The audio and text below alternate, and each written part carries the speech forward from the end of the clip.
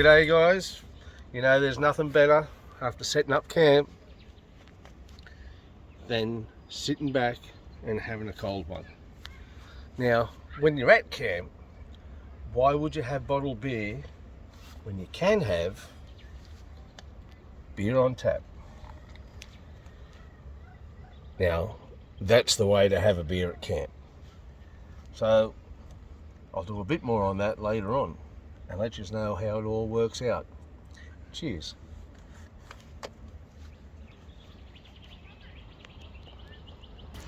Well, good afternoon guys. It's brewing days. So, as you can see, I've already put a brew down there. She stopped bubbling. She's been down for about a week now. I put a towel around it there last night just to keep the cold out as we're getting some cold weather here. Lined up my keg, so the what I brewed up there in a 30 litre container will fill up nearly 3 of those 9.5 litre kegs.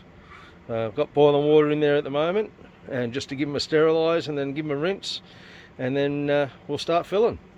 I'll get back and show you a bit more later. Alright guys, stage 2. Filling up the kegs.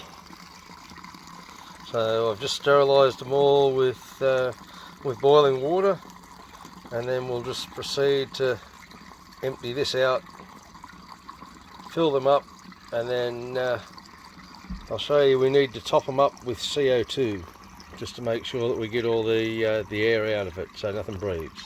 Alright, I'll be back.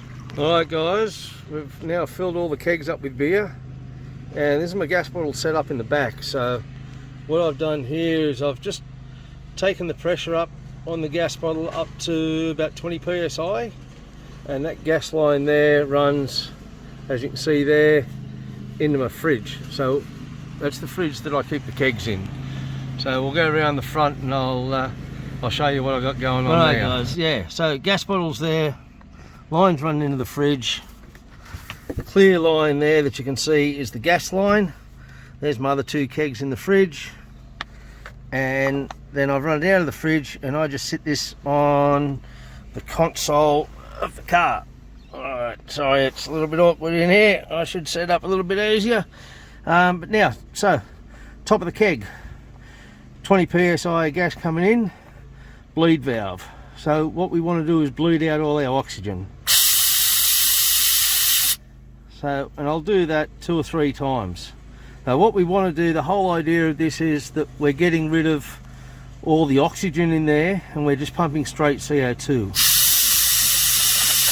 And that way then, you know, nothing can grow, your air doesn't get stale.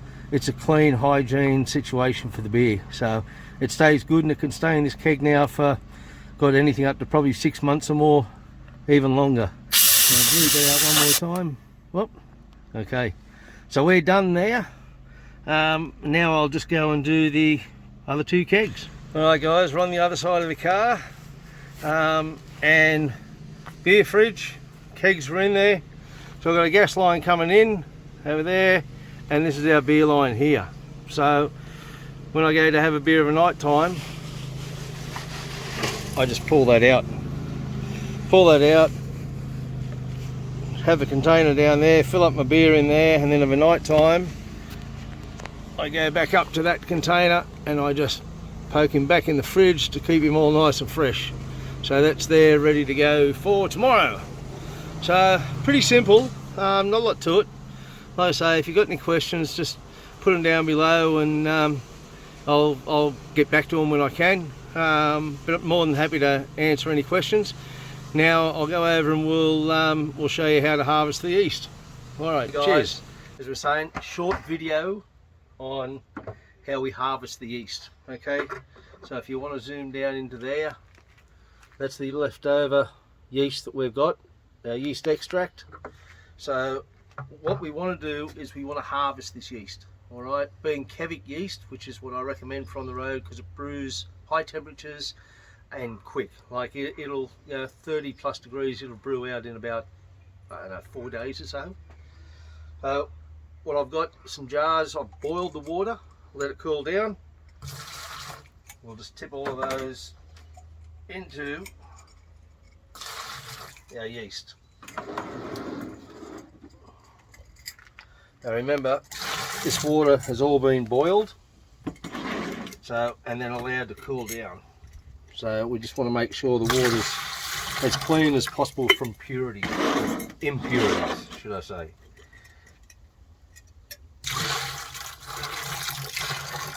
Okay, so now that I've got that, we'll give him a good stir. We want to get all that yeast off the bottom and mixed up. And it doesn't matter how murky it gets, you want to make sure you can get everything off there. Alright, so get our jars over the side here, and we just very gently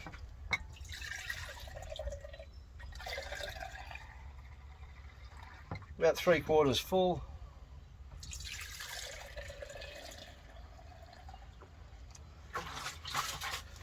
Give it one final stir. Alright, beautiful. Now we got that, throw the lid on there, lock him down.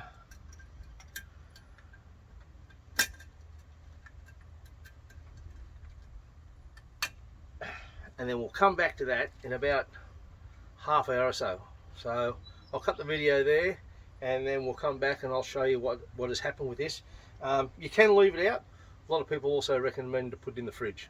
So putting it in the fridge probably helps it settle a little bit quicker. Anyway, we'll be back. How are we going? As I said yesterday, it takes about half an hour to get your yeast like this. Because we've got it sitting in the caravan, we're walking around the caravan's moving, it took a little bit longer. So we're here now the next day, but you can clearly see, if you come in on this, how everything's settled down. Now you can see a white line, which is nice clean yeast, and your dirty yeast underneath, your tube. So what we're going to do now is we're actually going to pour this liquid out as much as we can without taking out the nice clean yeast, and we'll transfer it all into one jar.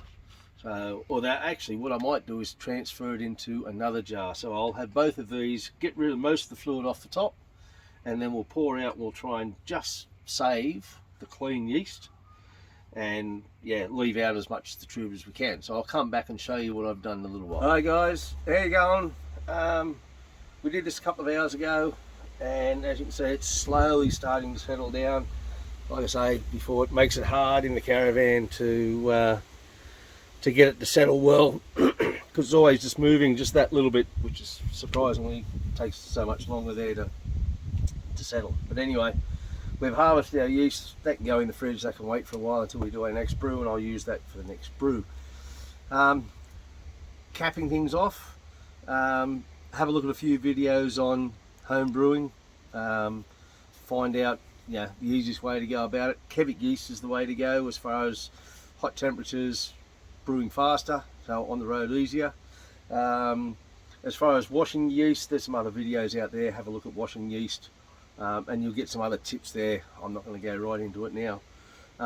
So winding it up, I run with 5 9.5 litre kegs.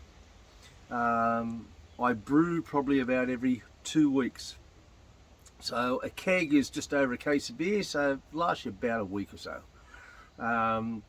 Now, as far as carbonating your beer goes,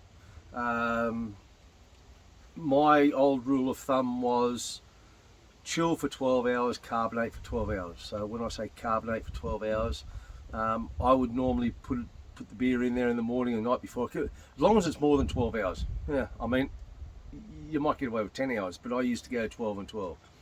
But then what I used to do is when I finish having a beer at night, throw it on for about 35-40 psi, leave it there for 12 hours, turned off, bleed it back down to about 10 pound, and then just leave it there until the other keg runs out, swap it over. Should be pretty close on the mark. Brett from Dean Monkey was asking me about it being shook up or going flat while you're travelling. It's in a keg, it's pressurised, so as long as you've got 7 pound of head pressure on your kegs, it should be fine. You shouldn't lose any pressure out of your beer at all. It might be a little bit heady when you first pull up. I mean, we pull up here, I normally have a beer within half an hour or so of an afternoon after we pull up. It's pouring, might be a little bit heady, but it's fine. So you need to find a fridge that's going to hold 2 9.5 litre kegs, which is important. So you're drinking one and you can be chilling and carbonating another. So that's the important point. I'm running a 95 litre King's fridge. It fits 2 kegs side by side, but I did have to raise the lid by about 50 mil just to get that extra little bit of height. So yeah, apart from that, there's not much else to say. Like I say, if you want to know any more, whatever I can help you with, ask in the comments, and I'll do my best to reply to you. Apart from that, have a great day, enjoy your beer, yeah.